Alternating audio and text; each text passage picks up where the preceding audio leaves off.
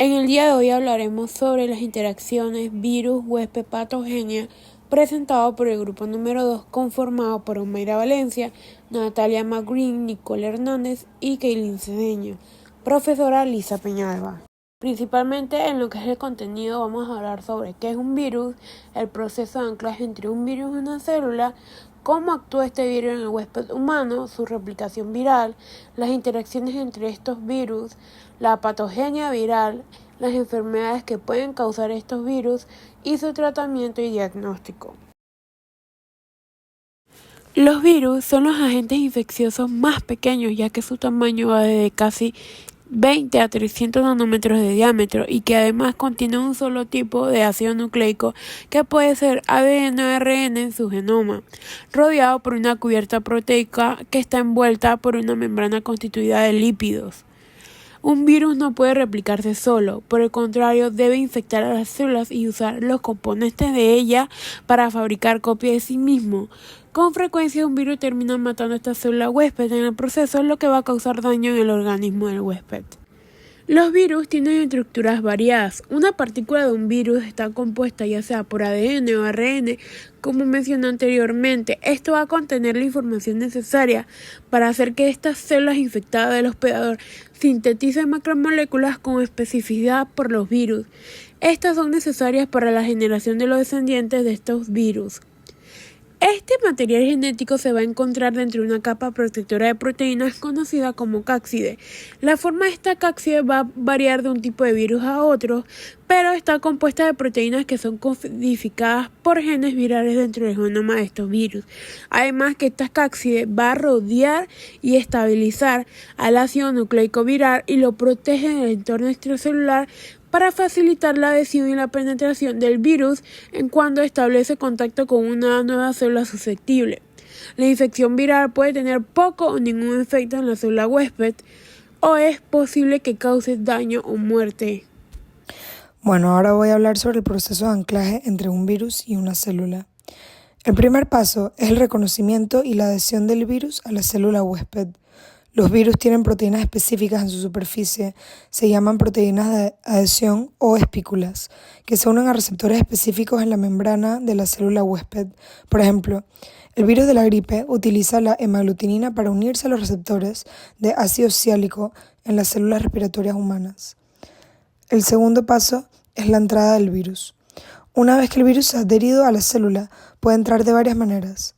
Algunos virus, como el VIH, fusionan su envoltura con la membrana celular, permitiendo que el material genético del virus entre directamente en la célula. Otros virus, como el virus de la gripe, son endocitados, lo que significa que la célula los envuelve en una vesícula y los lleva al interior. El tercer paso es el desempaquetamiento. Después de entrar en la célula, el virus puede liberar su material genético. Esto puede implicar la disolución de la cápside viral, la cubierta proteica que protege el material genético, y la liberación del ARN o ADN viral en el citoplasma de la célula. Después, replicación y transcripción. Una vez dentro, el material genético del virus toma el control de la maquinaria celular para replicarse y producir nuevas proteínas virales. Los virus de ARN, como el coronavirus, utilizan una enzima llamada ARN polimerasa para copiar su ARN. Los virus de ADN, como el herpes virus, utilizan la maquinaria de replicación del ADN de la célula huésped. Después el quinto paso es el ensamblaje. Las nuevas copias del material genético viral y las proteínas virales se ensamblan en nuevas partículas virales dentro de la célula. Y el sexto paso es la liberación. Finalmente, las nuevas partículas virales se liberan de la célula huésped para infectar otra célula. Esto puede ocurrir por lisis celular, donde la célula se rompe y muere, o por gemación, donde las partículas virales salen de la célula sin destruirla. ¿Cómo actúa el virus en el cuerpo humano? El virus no puede sobrevivir por sí solo, salvo que viva dentro de otros organismos vivos como los humanos, plantas o animales. Una vez dentro del organismo de nosotros, que sirve de huésped, el virus infecta nuestras células, se multiplica para sobrevivir y libera más agentes virales para que infecten otras células y así poder extenderse por todo el organismo. El proceso consiste en donde el virus se une a lo que es una molécula que se incrusta en la parte exterior de una célula humana, es algo muy parecido a lo que sería una encaja en una cerradura. Los virus presentan un alto contagio, por lo que se produce tanto mucho más por contacto directo a través, en el caso como los fluidos corporales como sangre, saliva, semen o secreciones como orina o heces. Actualmente se conocen más de 200 virus que pueden provocar enfermedades en los seres humanos y todas son capaces de poder entrar en las células humanas. De los patógenos que han infectado a la población humana en las últimas décadas, también conocidas, son la mayoría de virus ARN, tanto como ébola, SARS, el MERS, Zika, varios virus de la gripe y la SARS-CoV-2. Unión, penetración y pérdida de la envoltura. La infección viral inicia cuando el virión se une a un receptor específico en la superficie de la célula, generalmente una glucoproteína. Esta unión determina el tropismo celular, es decir, qué tipo de células puede infectar el virus, y juega un papel clave en la patogenia del mismo. No todas las células de un hospedador susceptible expresan los receptores necesarios para la unión. Tras la unión, el virus penetra la célula mediante mecanismos como la endocitosis mediada por receptores o la fusión de su envoltura con la membrana celular. Una vez ya dentro, el virus pierde su envoltura, liberando su genoma en forma de ácido nucleico libre o como nucleocápside, lo cual es esencial para que el virus pueda continuar su ciclo de infección. Expresión de los genomas virales y síntesis de componentes virales. Luego de la pérdida de la envoltura viral, comienza la fase de síntesis en el ciclo de replicación viral. En esta fase, es crucial que se transcriba un mRNA específico a partir del ácido nucleico viral para permitir la expresión de genes virales y la duplicación del genoma. Los virus utilizan diferentes mecanismos para la síntesis de mRNA, dependiendo de la estructura de su ácido nucleico.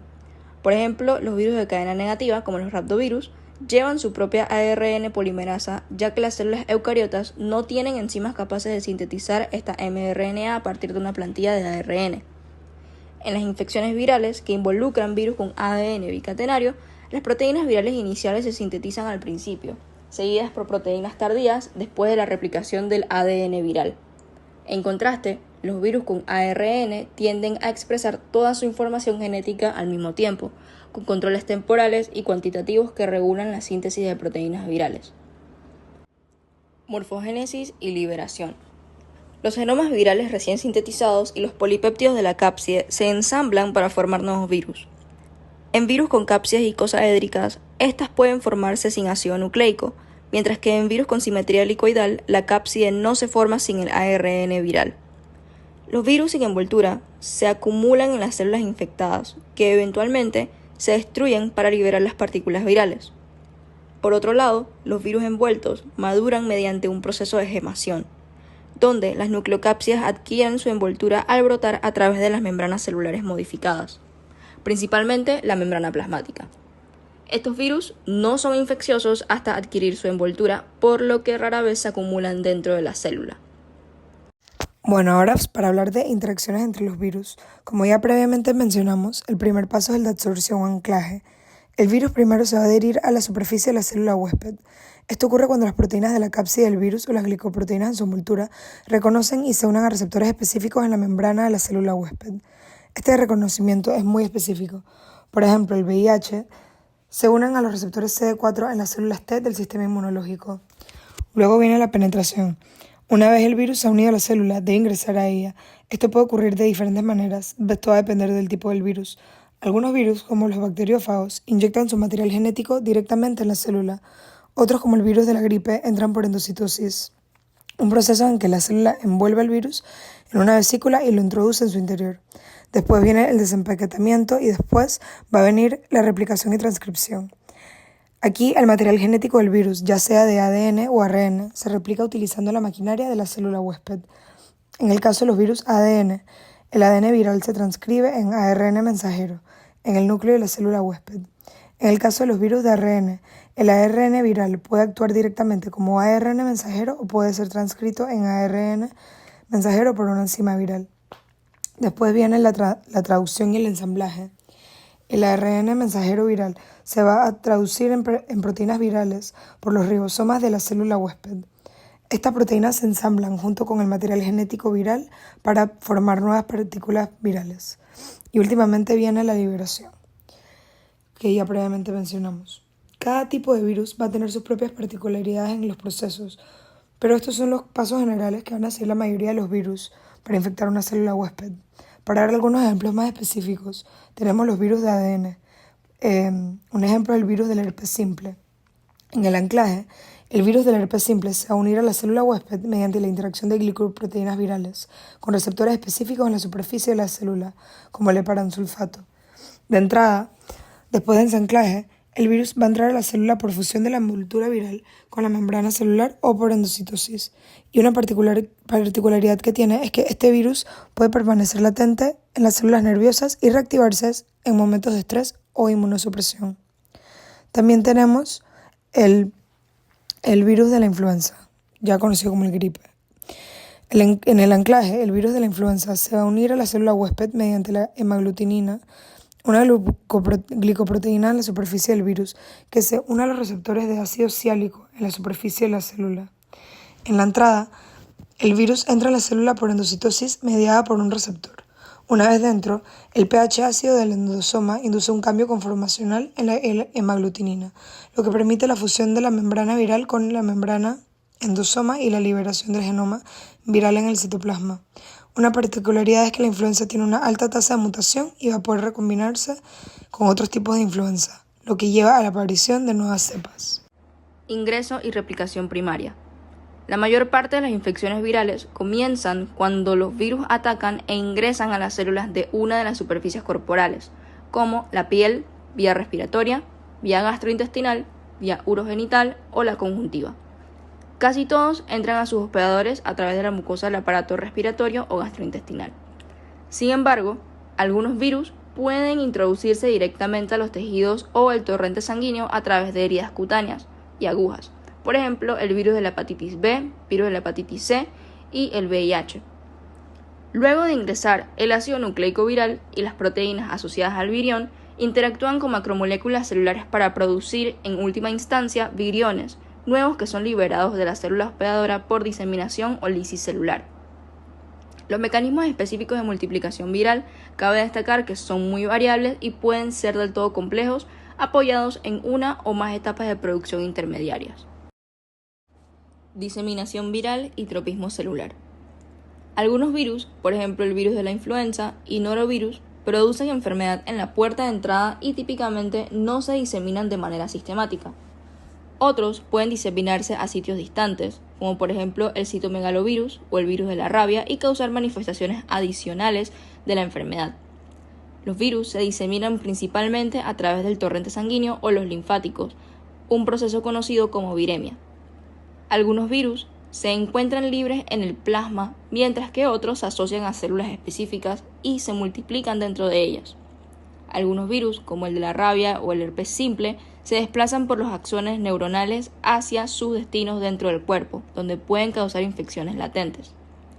Los virus muestran tropismo, que es una afinidad por ciertos órganos o tipos celulares, lo que determina la enfermedad que causan, como la hepatitis en el caso del virus de la hepatitis B. Este tropismo viral está relacionado con la presencia de receptores específicos en la superficie de las células, que permiten al virus adherirse e iniciar la infección. Lesión celular y enfermedad clínica. La destrucción de células infectadas por los virus y las alteraciones fisiológicas generadas en el hospedador por la lesión hística son en parte la causa para el desarrollo de la enfermedad. Algunos tejidos, como el epitelio intestinal, pueden regenerarse con rapidez y soportar daño intensivo mejor que otros, como el cerebral. Algunos efectos fisiológicos causan alteración no letal de células como funciones especializadas, por ejemplo, la pérdida de producción de hormonas. Los síntomas generales relacionados con muchas infecciones virales, como malestar y anorexia, pueden ser consecuencia de la respuesta del hospedador, por ejemplo, la producción de citoquinas. Recuperación de la infección. A consecuencia de una infección viral, el hospedador flaqueará, se recuperará o será objetivo de una infección crónica. Los mecanismos de recuperación incluyen respuestas inmunitarias tanto innata como adaptativa. El interferón, o IFN por sus siglas, y otras citoquinas la inmunidad humoral y la mediada por células y tal vez otros factores de defensa del hospedador estén involucrados. La importancia relativa de cada componente va a diferir con el virus y la enfermedad. Dispersión del virus.